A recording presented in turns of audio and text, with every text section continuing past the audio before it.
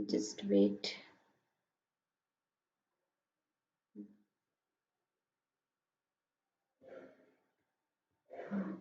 तो मेरी screen share हो रही है सभी को?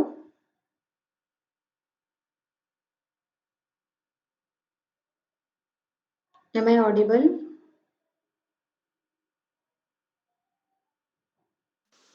Yes ma'am. Yes ma'am, clear है ma'am. Okay okay, thank you. ठीक है, चलिए तो अभी मैं स्क्रीन शेयर करती हूँ, ठीक है। ये चीजें हमने उस दिन भी देखा था, थोड़ा सा आज हम इसी को रिवाइज करते हुए, जो डेफिनेशन है उसको रिवाइज करते हुए थोड़ा आगे भी देखेंगे, ठीक है। तो फंडामेंटल्स में हमने देखा था, फंडामेंटल्स ऑफ योगा में history and various schools of yoga, जिसमें history and development of yoga के बारे में हम देख रहे थे, ठीक है। कि क्या योगा की हिस्ट्री रही है और अभी उसमें क्या क्या डेवलपमेंट हो रहा है, ठीक है। ये सिलेबस था, उस दिन हमने देखा था कि हमारे फर्स्ट यूनिट के सिलेबस में, वैसे तो हमने पूरे 10th यूनिट देखे थे कि क्या क्या हमारे 10th यूनिट में है, ठीक है। लेकिन हमने फर्स्ट यूनिट का और भी देखा था, जिसमें कि हिस्ट्री है, डेवलपमेंट है, फिर उसके बाद अब इसी में वेद उपनिषद, क्योंकि यूनिट में बहुत ये क्या है, ब्रॉडर है, और क्योंकि ये फंडामेंटल है, मतलब कि आपका एक बेस क्रिएट करता है ये यूनिट, ठीक है। जिसमें कि आप दर्शनों के बारे में भी पढ़ेंगे, उपनिषद के बारे में पढ़ेंगे, गीता के बारे में भी एक शॉर्ट इंट्रो रहेगा, हमारे जो कंटेम्प्ररी योगीज हैं या हमारे जो पहले के प्राचीन योगी हैं उन सब के बारे में भी हम देखेंगे। प्लस हमारे योग में क्या, योग के बहुत सारे विधाएं हैं, समाधि तक पहुंचने के लिए बहुत सारे मार्ग हैं, ठीक है। जैसे कि ज्ञान योग का, कुछ ज्ञान योग का अनुसरण करते हैं, कोई भक्ति योग का करते हैं, कोई कर्म योग का, कोई राजयोग का, कोई हठ योग का, कोई मंत्र योग का। तो ये बहुत सारी जो योग की विधाएं हैं, तो उन सब के बारे में एक क्या है, फंडामेंटल फाउंडेशन, मतलब क्या होता है कि हमें एक बेस क्रिएट करना योगा के लिए, ठीक है। तो इसलिए भी ये यूनिट जो है आपके लिए बहुत इंपॉर्टेंट है, ठीक है। तो इसको आप लोग बहुत अच्छे से देखेंगे क्या क्या इसमें चीजें हैं। फर्स्ट हमने उस दिन देखा था कि योग की व्युत्पत्ति, योग का अर्थ क्या है, ठीक है। तो योग के हमने 3 अर्थ देखे थे। संस्कृत भाषा के युजिर धातु से ये जो है शब्द क्या हुआ है, व्युत्पत्ति हुई है, जिसके 3 अर्थ निकलते हैं, ठीक है। युज समाधो, युजिर योगे और युज संयमने।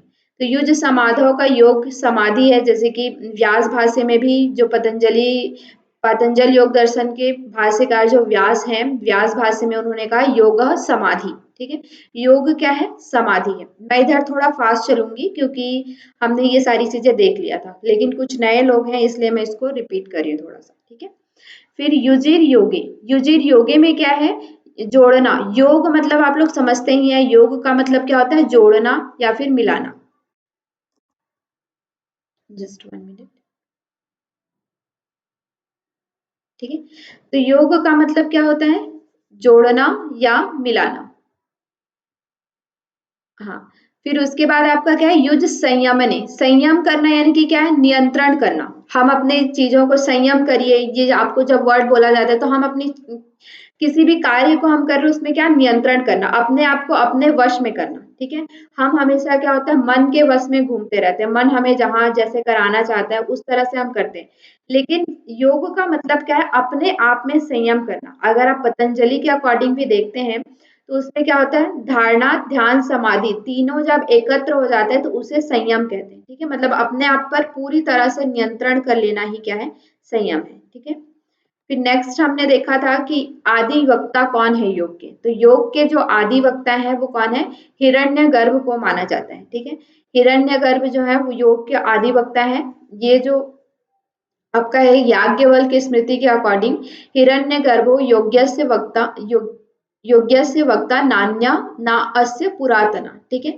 मतलब इससे पुरातन, इससे पुराना और कोई नहीं है, ठीक है। मतलब हिरण्यगर्भ को क्या माना जाता है, योग के वक्ता माना जाता है। फिर यहीं पे हमने देखा था सूर्य, इसी को हिरण्यगर्भ को और किस नाम से जाना जाता है, सूर्य के नाम से, शिव के शिष्य के नाम से, प्रजापति ब्रह्मा भी इन्हीं को कहा जाता है। फिर क्या है, बुद्धि भी कहते हैं, ऊर्जा ऋषि के पिता कहते हैं, फिर आचार्य हिरण्यगर्भ भी कहते हैं, और प्रजापति के पुत्र, प्रजापति के पुत्र यानी कि ब्रह्मा के पुत्र, प्रजापति किसे कहते हैं, ब्रह्मा को, ठीक है। तो इसके पुत्र, तो ये सारी चीजें हमने उस दिन देख लिया था। फिर योग की परिभाषा, तो जो कौन प्रीवियस क्लास में कोई थे वो बता सकते हैं योग की परिभाषा में हमने किस किस के अकॉर्डिंग देखा था, क्या क्या देखा था? जी, भगवत गीता के अकॉर्डिंग भी देखा था हमने। जी, भगवत गीता के अकॉर्डिंग देखा था, और किसके अकॉर्डिंग देखा था?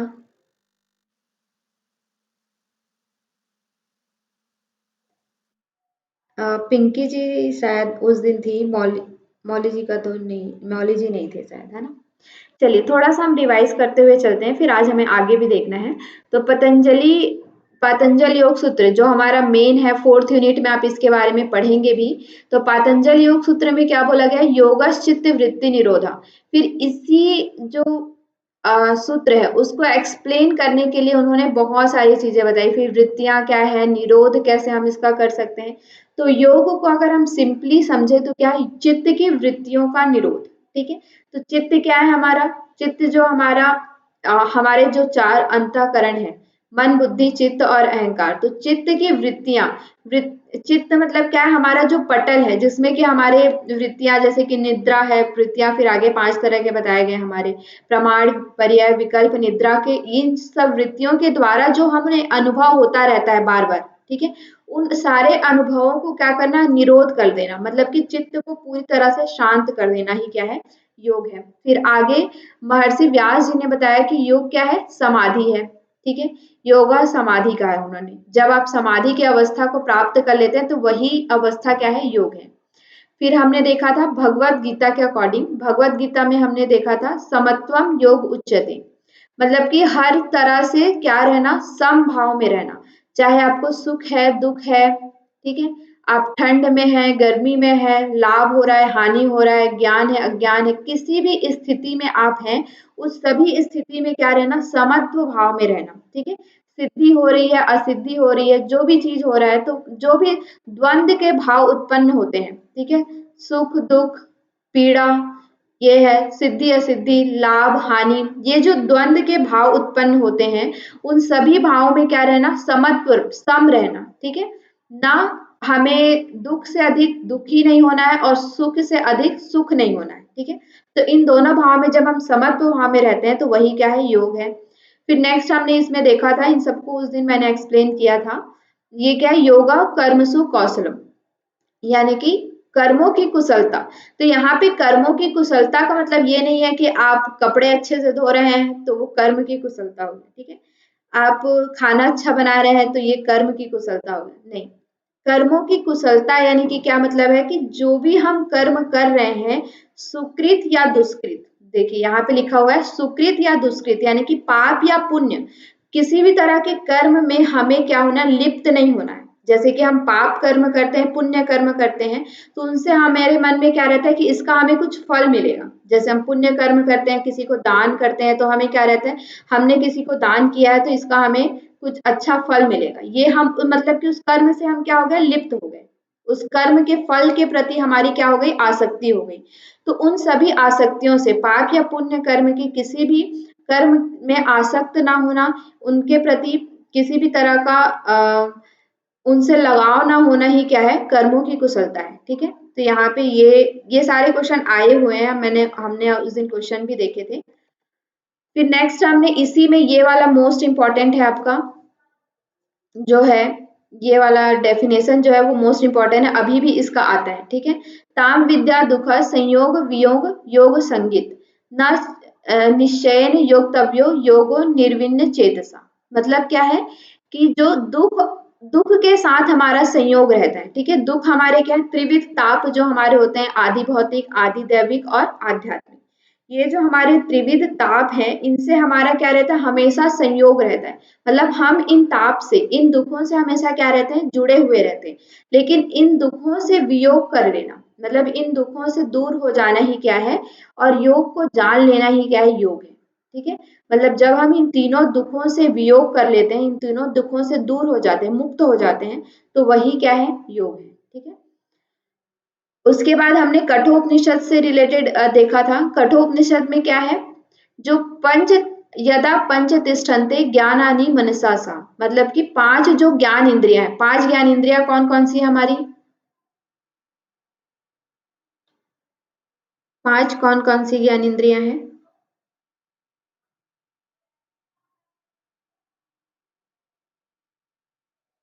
मौली जी, पिंकी, दिवाकर और कौन कौन जुड़े हैं? ज्ञान इंद्रियां नहीं पता है आप लोग को?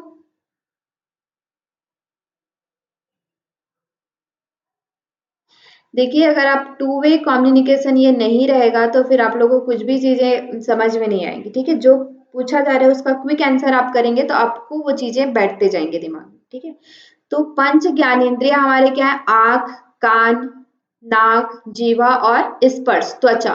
ये जो हमारे 5 ज्ञानेंद्रिया और उसके साथ कौन? मन। ठीक है, 5 ज्ञानेंद्रियों के साथ जो मन है, यानी कि हमारी जो 6 इंद्रियां, बुद्धि, न विचेष्टति, तमाहु परमाम गति।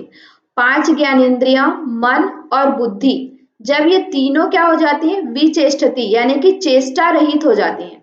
इनमें कोई भी चेष्टा नहीं रहती है। ठीक है, मतलब कि 5 ज्ञानेंद्रिया, मन और बुद्धि जब स्थिर हो जाती है तो इसी को क्या कहा जाता है? परम गति।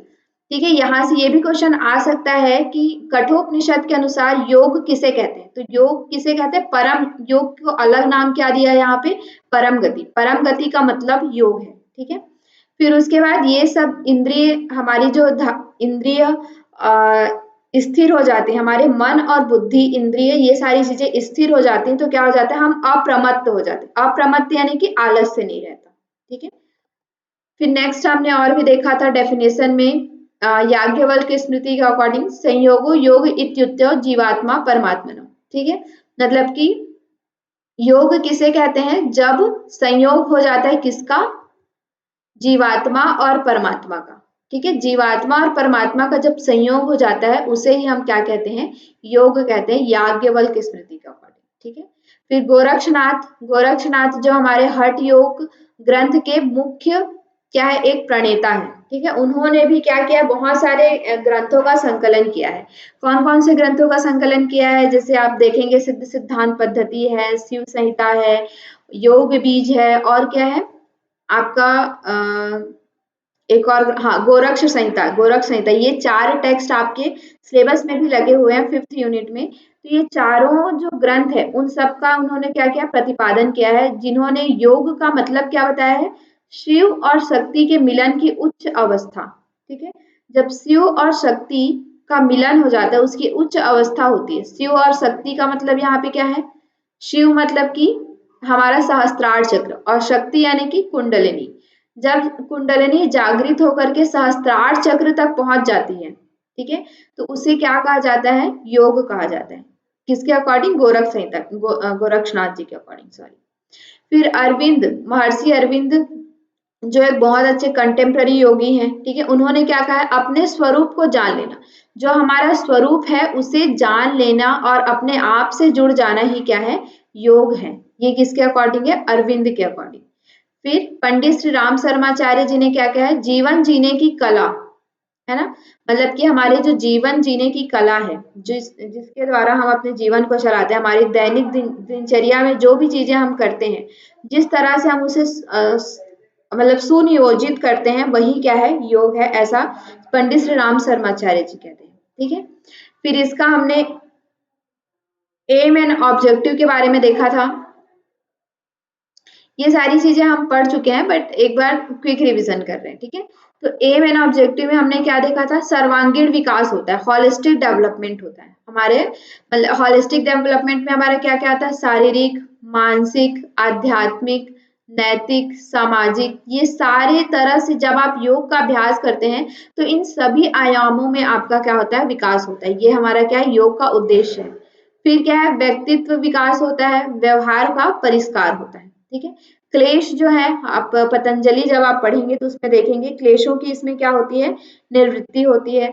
दुख का तापत्रय की निवृत्ति। दुख जो है हमारे 3, अभी हमने बताया, आदि भौतिक, आदि दैविक और आध्यात्मिक। ये जो 3 दुख हैं उन तीनों दुखों का क्या होता है? निवृत्ति होता है।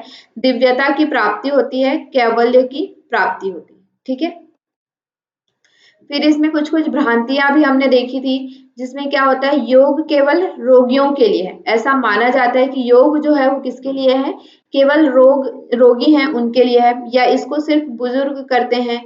इसको क्या है, एक व्यायाम पद्धति के रूप में देखा जाता है, और एक क्या है, यह है तांत्रिक प्रक्रिया है। क्योंकि जब आप योग में अभ्यास करेंगे आगे, या योग को पढ़ेंगे, हठ योग वगैरह देखेंगे, तो उसमें क्या चीज होता है कि ये चीजें गुप्त स्थान में करना चाहिए, उसकी गुप्त प्रक्रिया है, इस तरह से उसमें बताया जाता है। ठीक है, तो ये इसको तांत्रिक प्रक्रिया के रूप में भी कोई कोई लेते हैं। फिर यहाँ पे हमने PYQs वगैरह देखे थे, इन सबको हम स्किप करते हुए आगे चलेंगे, आज का नेक्स्ट देखेंगे। ठीक है, तो यहाँ तक में किसी को कोई दिक्कत तो नहीं है? No ma'am. ओके, तो चलिए अभी हम आगे देखते हैं योग का इतिहास।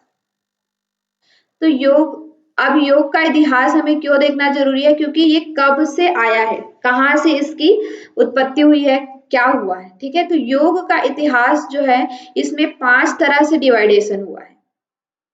ठीक है, पहला क्या है, श्रुति काल। श्रुति काल यानी कि शुरू में जब स्टार्टिंग 0 से लेके 500 BC तक को क्या कहा जाता है, श्रुति काल कहा जाता है। ठीक है, फिर उसके बाद नेक्स्ट आपका क्या आता है, दर्शन काल। दर्शन काल में क्या होता है, 500 BC से 100 AD। ये BC और AD मतलब क्या होता है, BC यानी कि बिफोर क्रिस्ट, क्रिस्ट यानी कि जीसस जो होता है, आप लोग ने क्रिश्चियन में जो जीसस होते हैं उनको लिया जाता है। ठीक है, तो जीसस का काल जो है उसे क्या माना जाता है, 0 माना जाता है। ठीक है, तो 0 से लेके ये जो काल है जिसे क्रिश्चियन का काल माना जाता है, जीसस का काल। ठीक है, तो क्रिश्चियन के काल को 0 माना जाता है। 0 से जब हम पीछे की तरफ जाते हैं, मतलब कि उसके पीछे की तरफ जाते हैं, तो उसे क्या कहा जाता है, BC कहा जाता है। ठीक है, और जब जीसस से आगे की तरफ जाते हैं, यहां से जब हम आगे की तरफ आते हैं, तो इसे क्या कहा जाता है, AD कहा जाता है। ठीक है, ये चीज समझ में आ गया, BC और AD। एक बार और बताइए। हाँ, देखिए जीसस समझ में आ रहा है, जीसस यानी कि जो क्रिश्चियन के, जो ईसा मसीह जिसको हम लोग कहते हैं। ठीक है, तो ईसा मसीह का जो काल था, जब से उनका जन्म हुआ था, तो उस जन्म को क्या माना जाता है, उसे 0 माना जाता है। जिस दिन उनका जन्म हुआ उसे 0 माना जाता है। ठीक है, जीसस का। फिर उसके बाद जब हम पीछे जाते जाते हैं, या जीसस से पहले का, जैसे कि मेरा जन्म हुआ है, मान लीजिए मेरा जन्म 2000 में हुआ है। ठीक है, तो मैं इसे उस समय क्या माना गया, 0 माना गया, क्योंकि हमें किसी तरह से तो उसकी गणना करनी है। अब 0 से हम पीछे जाएंगे, मतलब कि 1999, 1997, 1990, इधर जो भी हम जाएंगे, तो उसे हम क्या बोलेंगे, BC बोलेंगे। ठीक है, और जब 0 से आगे यानी कि 2000 से 2001, 2002, 2003 इधर की तरफ आएंगे, तो उसे हम क्या बोलेंगे, AD बोलेंगे। ठीक है, अभी समझ में आ गया? हाँ जी, थैंक्स। तो श्रुति काल किसे कहा जाता है, 0 से लेके 500 BC तक।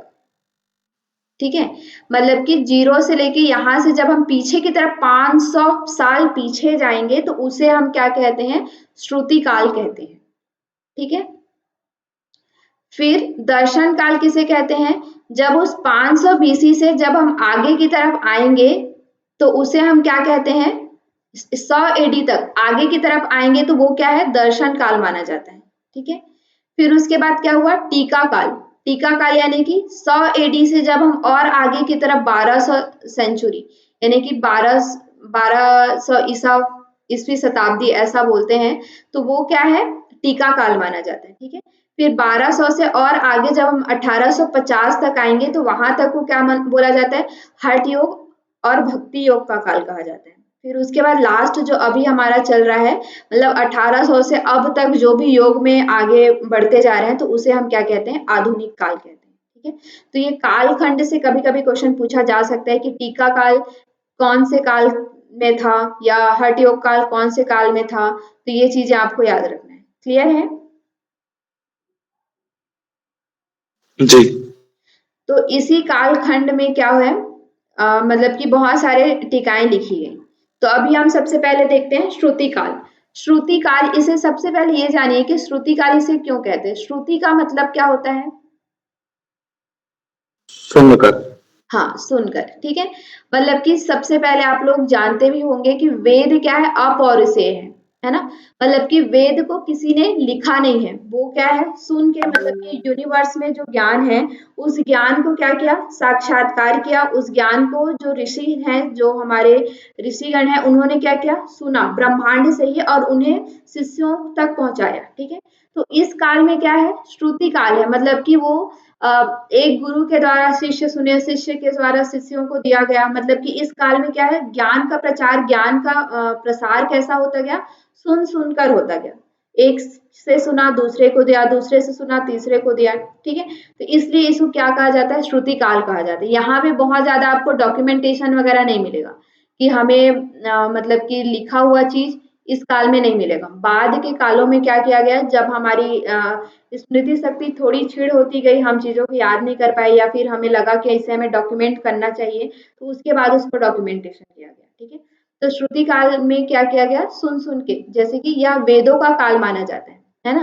मतलब कि इसमें क्या माना जाता है, वेद का काल माना जाता है। इसी काल में भारत के सबसे बड़े ज्ञान के स्रोत, मतलब कि ज्ञान का स्रोत किसे कहा जाता है भारत में, वेदों को। जो हमारे 4 वेद हैं, 4 कौन कौन से वेद हैं,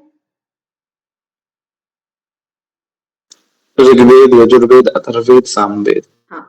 तो ये है जो हमारे 4 वेद हैं, उन चारों वेदों का क्या ज्ञान इसी काल में हुआ, श्रुति काल में। क्योंकि उस ज्ञान का जो ऋषि थे, जो हमारे महान ऋषि थे, जैसे 4 वेद के अलग अलग बताए जाते हैं, कौन कौन से, अग्नि, वायु, आदित्य और अंगिरा। ये 4 ऋषियों ने इन चारों वेदों को क्या किया, यूनिवर्स से अपने अंदर आत्मसात किया, ठीक है। जो यूनिवर्स में ज्ञान है, जो हमारे ब्रह्मांड में ज्ञान है, उस ज्ञान को आत्मसात करके इन 4 वेद का निर्माण किया, ठीक है।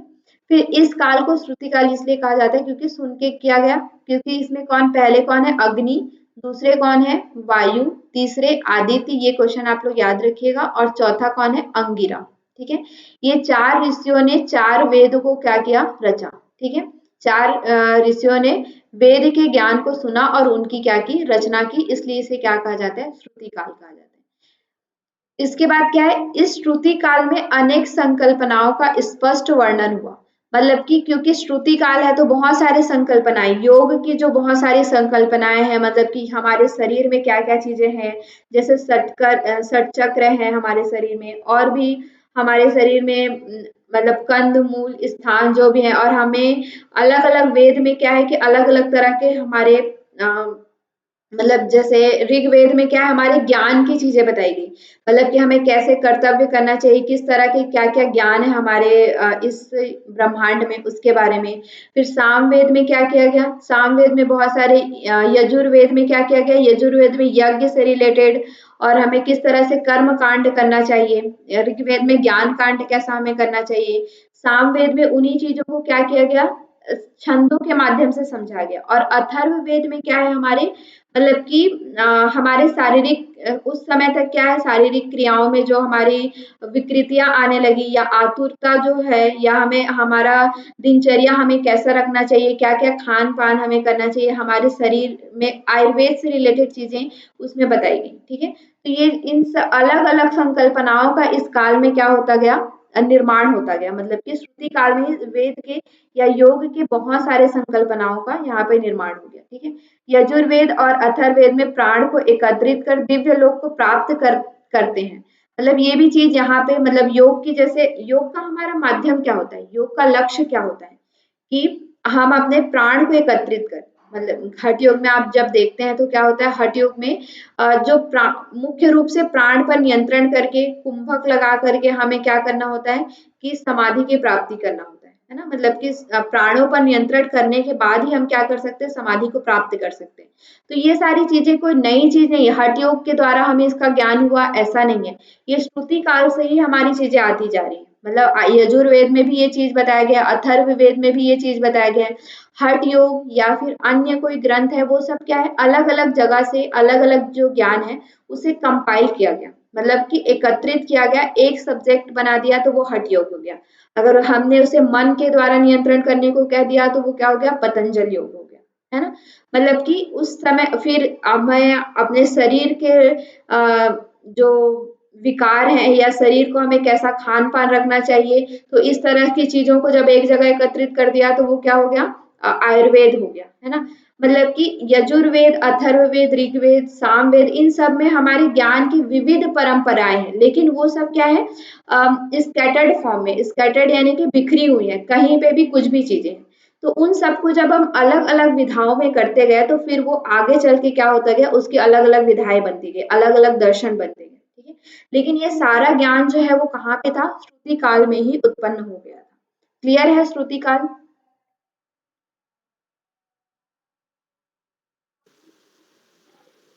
जी जी। जी।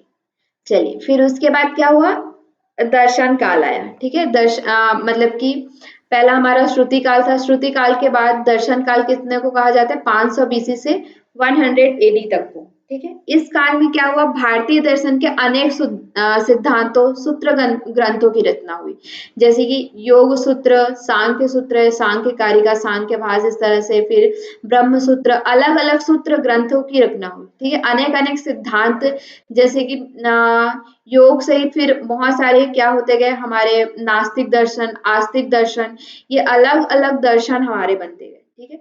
मूल हमारा क्या है, जैसे कि आस्तिक और नास्तिक में हम समझते हैं, तो आस्तिक का क्या मतलब होता है कि जो वेद के मान्यताओं को मानते हैं, ठीक है। लेकिन जैसा कि हमने श्रुति काल में देखा कि वेद क्या है, वेद में बहुत सारे अलग अलग ज्ञान है, कहीं पे द्वैतवाद का है, कहीं पे अद्वैतवाद का है, कहीं पे विशिष्टाद्वैत है, मतलब कि वो सारी चीजें क्या है, एक ही चीज में मिली हुई है। लेकिन जब इन चीजों को अलग अलग कर दिया गया, तो वेदांत में अगर उसको बना दिया गया तो वो क्या है, अद्वैतवाद को मानता है।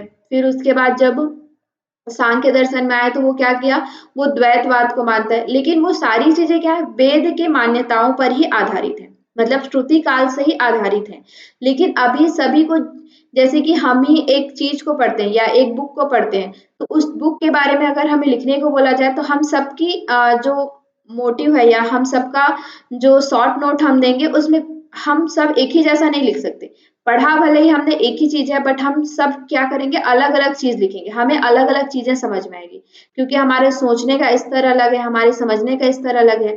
तो वो उसी तरह से क्या, सबने पढ़ा तो वेद ही, लेकिन वेद की मान्यताओं में जो उन्होंने पढ़ा, जो उन्हें समझ में आया, तो उन सबको उन्होंने क्या किया, अलग अलग ग्रंथ किए, अलग अलग तरह से अपने विचारों को लिखा, तो वो क्या हो गया, अलग अलग सूत्र ग्रंथों के रूप में प्रतिपादित हो गए, ठीक है। तो उसी तरह से 6 दर्शन हमारे अलग अलग यहाँ पे बन गए।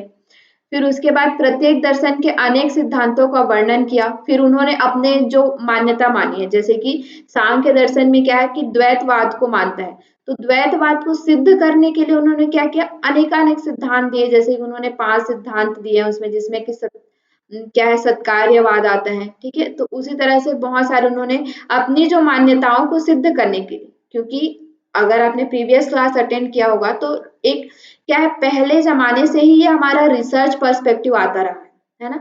मतलब कि जो भी चीज हम करते हैं उसका क्या होता है, एक रिसर्च के वे में हम करते हैं। तो जो भी चीज हम बोल रहे हैं, हाइपोथेसिस हम बना रहे हैं, तो उसका क्या करना पड़ेगा, उसे हमें सिद्ध करना पड़ेगा। हम जो भी चीज बोलेंगे उसको सिद्ध करके हमें देना पड़ेगा अपने टेक्स्ट में। तो इसीलिए क्या किया गया कि सभी जो मतलब ऋषि थे, उन्होंने क्या किया, जो भी उन्होंने बोला उस चीज को सिद्ध करने के लिए अनेकानेक सिद्धांत दिए, उसको प्रूव करने के लिए बहुत सारे उन्होंने तर्क दिए, ठीक है। फिर अनेक दर्शनों का खंडन भी हुआ। कुछ लोग क्या करते हैं, जैसे कि अब द्वैतवाद है, कोई अद्वैतवाद है, तो जो द्वैतवाद है वो क्या करेगा, अद्वैतवाद का खंडन करेगा। खंडन यानी कि उस चीज को मतलब कि उस चीज को नहीं मानेगा, और उसको नहीं मानने के लिए भी उसको तर्क देना पड़ेगा कि मैं वो चीज क्यों नहीं मान सकता, है ना। मतलब कि हम ऐसे तो नहीं बोल सकते कि नहीं मैं ये चीज नहीं मान रहा, अब तुम्हें कुछ भी करो तुम करो। लेकिन नहीं, सिद्धांत जब हम कुछ चीज गढ़ते हैं तो उसमें क्या होता है कि हम जो भी चीज बोल रहे हैं तो उसका हमें प्रॉपर रीजन देना होता है कि हम क्यों ये चीज नहीं मान रहे हैं। तो इस तरह के ग्रंथ इस काल में लिखे गए, ठीक है। दर्शन काल में क्या हुआ, बहुत सारे सूत्र ग्रंथ बने, फिर सूत्र ग्रंथ का खंडन हुआ तो उसके लिए भी सिद्धांत दिए। तो उन सब के इस तरह से बहुत सारे ग्रंथ दर्शन काल में बनते गए, ठीक है। फिर क्या है, सांख्य सूत्र और योग सूत्र के अलावा इसी काल में क्या है, भगवत गीता। भगवत गीता जो हम पढ़ते हैं अभी आपका आएगा, जिस हमने डेफिनेशन वगैरह देखा, जिसमें क्या है पूरे भगवत गीता में 700 सूत्र हैं।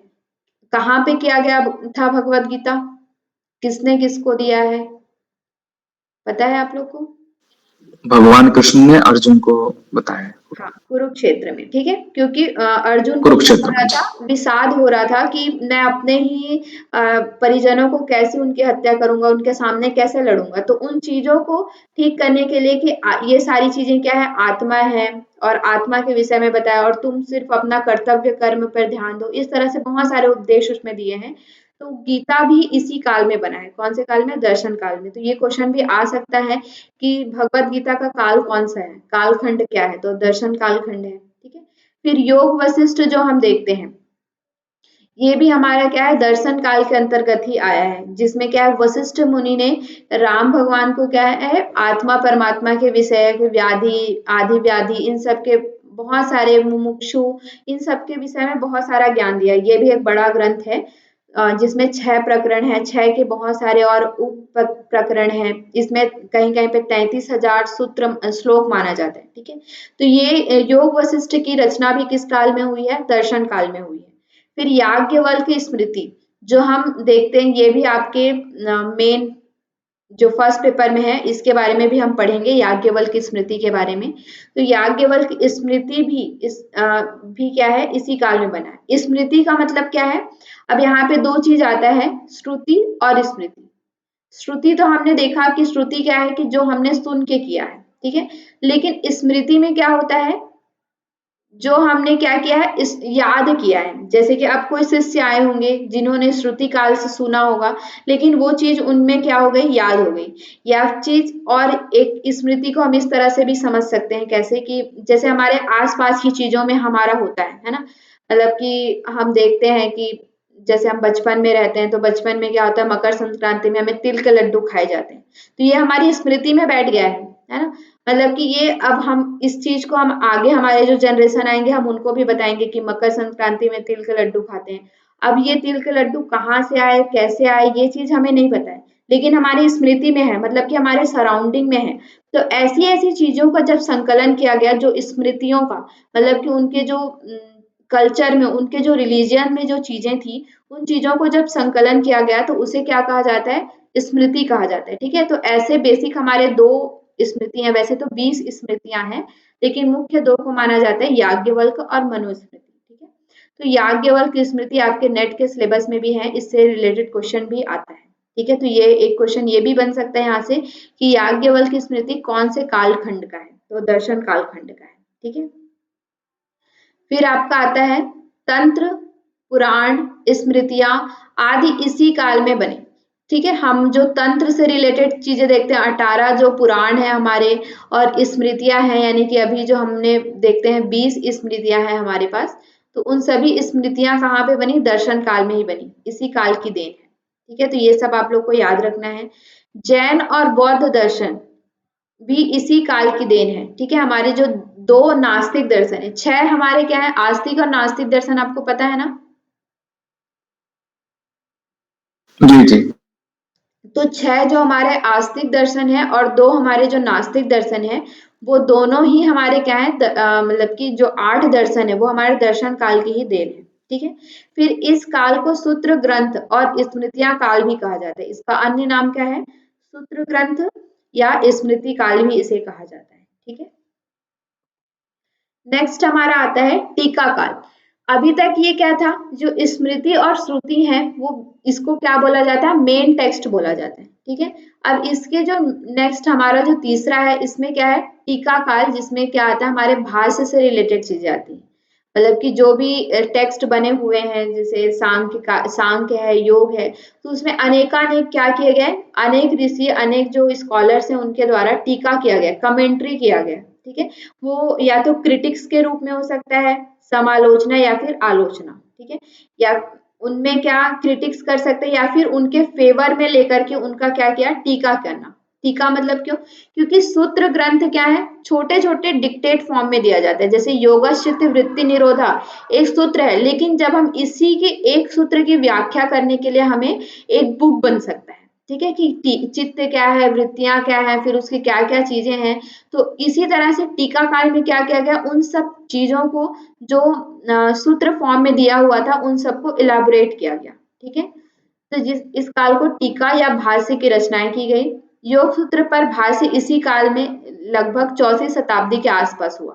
ठीक है, 400 बीसी के आसपास हमारा 400 बीसी के आसपास हमारा क्या हुआ, सॉरी एडी के आसपास योग पर भाष्य हो, योग सूत्र पर, जिसमें कि मेन किसको माना जाता है, विज्ञान भिक्षु है, भोजदेव है, वाचस्पति मिश्र है और नागोजी भट्ट।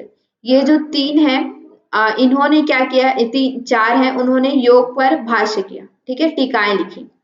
और क्या है, यह काल भारतीय इतिहास का उत्कृष्ट समय माना जाता है, क्योंकि हमें क्या है, श्रुति और दर्शन काल में क्या हुआ, एक एक टेक्स्ट बनते गए, लेकिन इस काल में क्या है, योग का प्रचार जो है चरम पर था।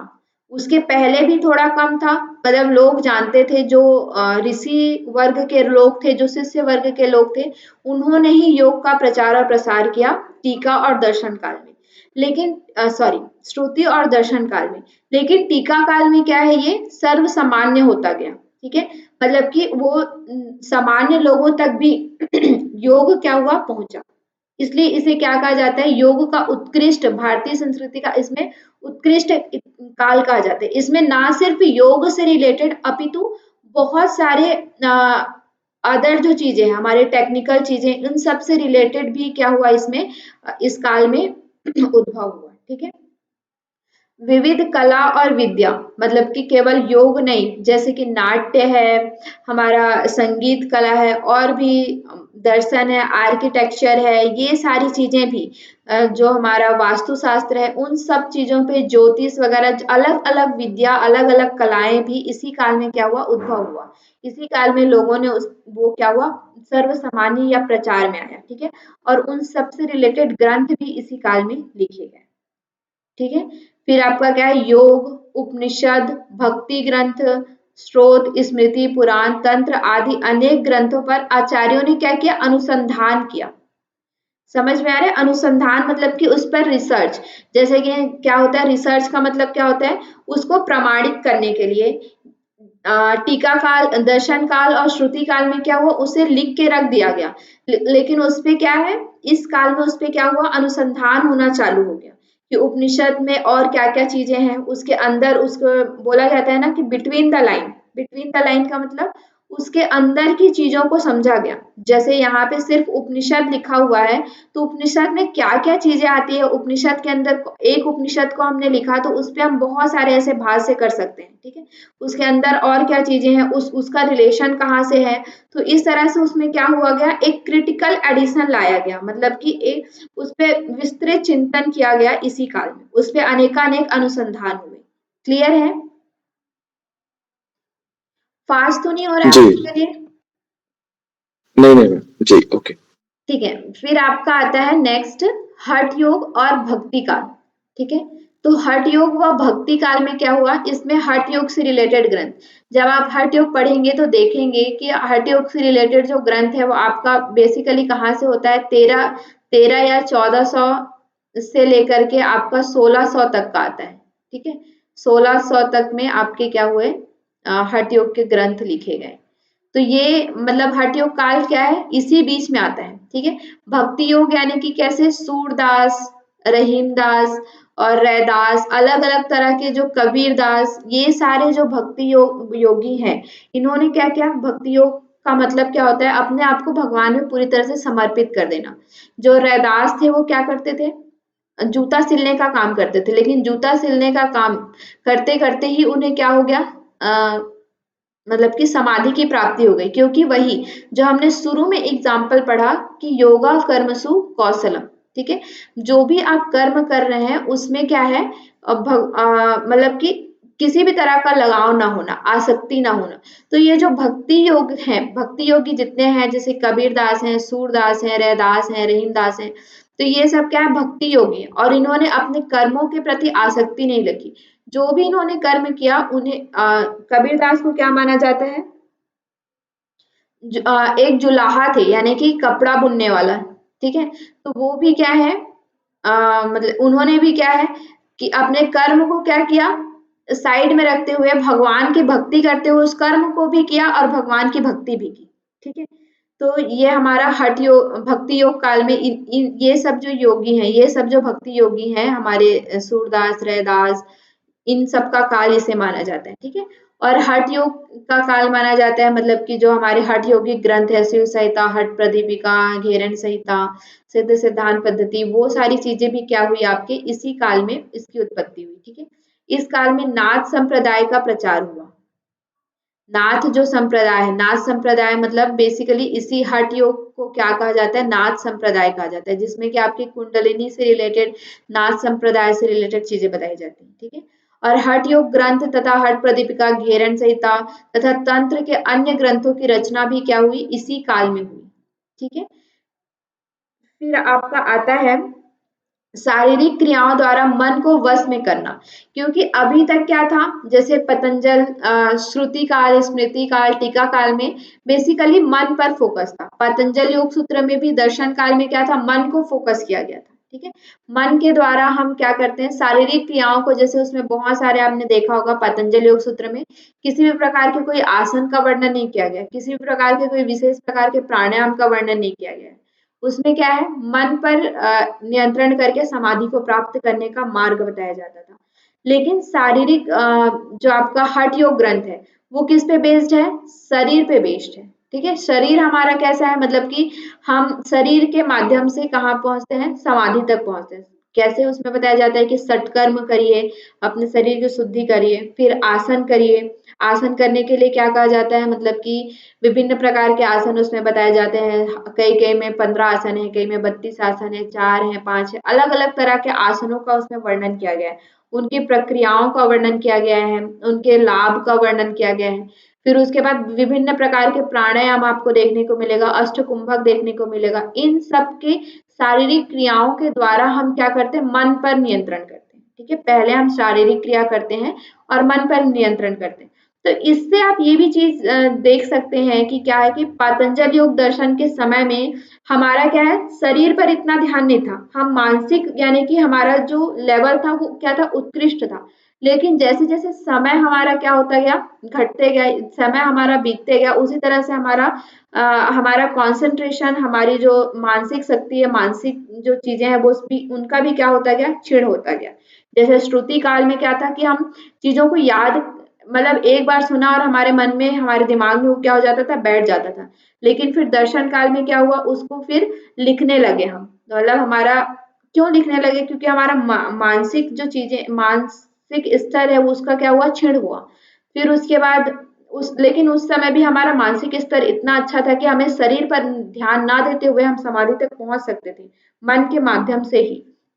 लेकिन फिर उसके बाद जब हम हठ योग काल तक आए, टीका काल तक, हठ योग काल तक, तब क्या हुआ, हमारा मानसिक स्तर इतना क्षीण हो गया कि हमें शरीर पर पहले नियंत्रण करना पड़ा। क्योंकि शरीर के द्वारा ही हम क्या करते हैं, मन पर नियंत्रण करते हैं, है ना।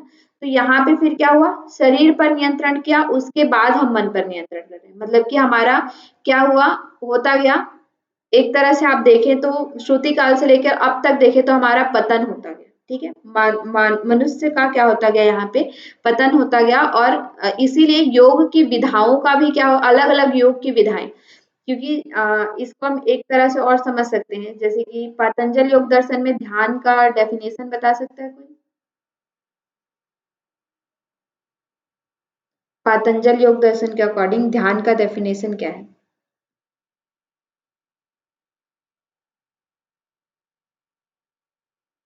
याद नहीं आ रहा है मैम, एक बार बता दीजिए। हाँ, देखिए, तत्र प्रत्येक तांता ध्यान। ठीक है। मतलब कि किसी एक विषय में अपने आप को पूरी तरह से एकत्रित कर लेना। पहला इसका क्या आता है, देश बंधे से चित्तस्य धारणा, है ना। मतलब कि किसी देश में, किसी देश में यानी कि किसी स्थान पे अपने आप को एकाग्र करने का अभ्यास करना, ये क्या है, धारणा है। लेकिन ध्यान में उसी अवस्था की क्या हो जाती है, पराकाष्ठा हो जाती है। जिस जगह पे आप धारणा कर रहे थे उस जगह पे आपका ध्यान लग जाता है, मतलब कि आप उसी में लीन हो जाते हैं। तो ये क्या है, ध्यान है ना। तो लेकिन अभी क्या हुआ, क्या हम सिर्फ ये कह देंगे कि एक जगह पे आपको बिठा दिया जाए और आपको बोला जाए कि यहाँ पे ध्यान लगाइए, तो क्या आपका ध्यान लग जाएगा?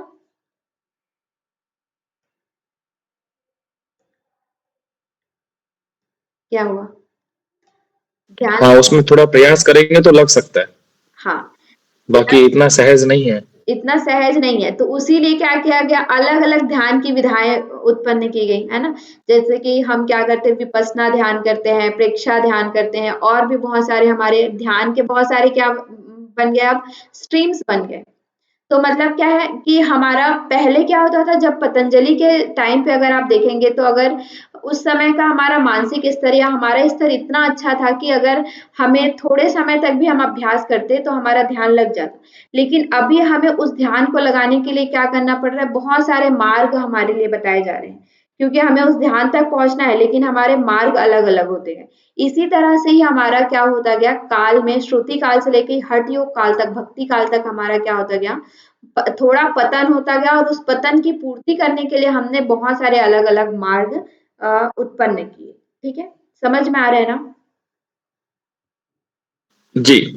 इसी काल में भारत पर इस्लाम और ईसाई की आक्रांतता भी हुई, और इसीलिए क्या है, मतलब बहुत सारे आश्रम ग्रंथ परंपराएं और इन सब का विनाश भी हुआ, और बहुत सारे आश्रम ग्रंथ परंपराएं, ये सब उद्भव भी हुआ इस काल में। ठीक है, फिर समाज की अनेक कुरीतियां और गलत धारणाओं की भी पराकाष्ठा हुई। इसी काल में क्या है, बहुत सारे हमारी गलत धारणाएं, जो हमारी रूढ़िवादिता है कि महिलाएं ये नहीं कर सकती हैं, या कुछ चीजें हमारे लिए नहीं है, फिर अलग अलग जाति, इस जाति के लोग ये नहीं कर सकते, ब्राह्मण जाति के लोग ही पूजा पाठ करा सकते हैं, क्षुद्र जाति के लोग वेद नहीं पढ़ सकते, ये ऐसे बहुत सारे, मतलब हमारे मन में मतलब हमारे समाज में क्या है, गलत कुरीतियां, गलत धारणाएं उत्पन्न हुई इसी काल में। ठीक है, इससे पहले हमारे वो सब नहीं था।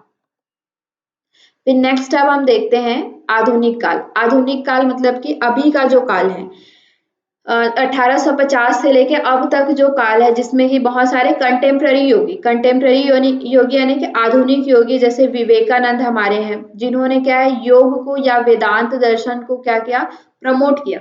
ना सिर्फ भारत में, अपितु अलग अलग देशों में भी उन्होंने क्या किया, इस हमारे जो योग का प्रचार प्रसार किया। फिर स्वामी दयानंद सरस्वती, इन्होंने भी मतलब योग को बहुत प्रमोट किया। फिर अरविंद महर्षि हैं, स्वामी शिवानंद जी हैं, कुवल्यानंद जी हैं, श्यामाचरण लाहिड़ी, यानी कि इन्होंने क्या है, मतलब ये जो हमारे कंटेम्प्ररी योगी हैं, जिन्होंने बहुत सारे, और भी इनके हम डिटेल में पढ़ेंगे आगे कंटेम्प्ररी योगी के बारे में। परमहंस योगानंद है, सत्यानंद सरस्वती हैं, पंडित श्री राम शर्माचार्य जी हैं। अनेक समसामयिक योगियों ने क्या किया, योग के प्रचार के लिए या योग को सर्व सुलभ बनाने के लिए, योग को सर्वसाधारण बनाने के लिए बहुत सारे अनेक प्रयास किए। ठीक है, और उन्हें जन जन तक पहुंचाने तक का कार्य किया। उसके लिए उन्होंने अनेकानेक सुलभ चीजें, जैसे कि श्यामाचरण लाहिड़ी है, इन सब ने क्या किया, इंटेग्रल योगा या फिर transcendental yoga, meditation, cyclic meditation, ऐसे अलग अलग, जैसे साइक्लिक मेडिटेशन या माइंड रेजोनेंस थ्योरी, ये सब क्या है, विवेकानंद द्वारा दिया हुआ टेक्निक है। ठीक है, ध्यान का। तो इस तरह से छोटे छोटे और सर्व सुलभ टेक्निक उन्होंने बताए, जो कि क्या है, सभी तक पहुंच सके। ठीक है, तो आधुनिक कार्य काल में क्या हुआ, इसे सर्व सामान्य बनाने के लिए काम किया गया, सभी तक प्रसार प्रसार किया गया। ठीक है, अब वर्तमान भारत में अभी योग का क्या है, बहुत महत्व भी दिया जा रहा है योग को खेल के रूप में भी मतलब स्वीकार किया गया, जिससे कि योग का प्रमोट हुआ। और योग सिर्फ भारत में ही नहीं, और भी विदेशों में, और योग के क्या है, अनेक विधाएं उत्पन्न होगी। सिर्फ जब आप देखते हैं योग से रिलेटेड क्या है, कुंडलिनी योगा, ध्यान योगा, और आपका अ, मतलब कि प्राणायाम से ही अलग, फिर षटकर्म से ही अलग, फिर इनके अलग अलग तरह के क्या हो गए, अनेक अनेक विधाएं उत्पन्न हो गई। और थेरेपिटिक योगा, योग को थेरेपी के रूप में भी यूज किया जा रहा है। योग को बहुत सारे डिजीज को ठीक करने के लिए भी इस पे बहुत सारे रिसर्चेस भी हो रहे हैं, है ना? तो आधुनिक काल में योग को प्रमोट करने के लिए क्या किया गया, बहुत से प्रयास किए गए।